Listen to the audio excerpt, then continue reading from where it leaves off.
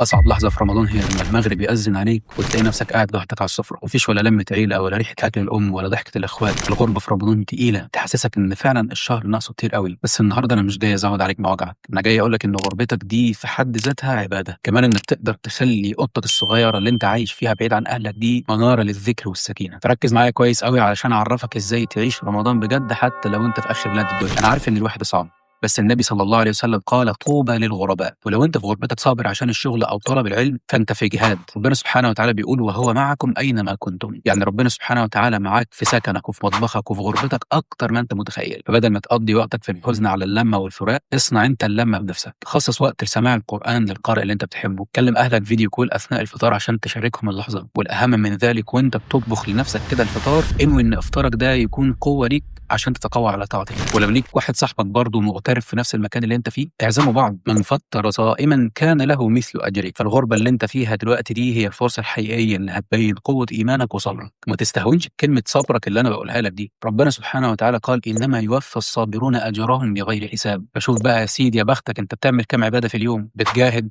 وصابر وصايم وبتغتنم وقتك في الذكر والعباده. شوف بقى مين قدك عند ربنا. الغربه يا جماعه بتعلمنا ان الوطن الحقيقي هو القلب اللي عايش مع ربنا، مش المكان اللي احنا فيه. كتير من الناس عايشين وسط اهلهم ولكن والله العظيم حاسين بالغربه. فخلي غربتك السنه دي هي نقطه انطلاقها لربنا سبحانه وتعالى، وافتكر ان كل دمعه شوق لاهلك هي في ميزان حسناتك طالما انت صابر ومحتسب. فعزيزي المغترب اعمل لي فولو عشان تعرف كل يوم معلومه جديده عن رمضان. وما تنساش اللايك والشير والمنشن عشان تشاركني في الاجر والثواب. انا عبد الرحمن هلال، استناني في حلقه بكره ان شاء الله، ورمضان كريم.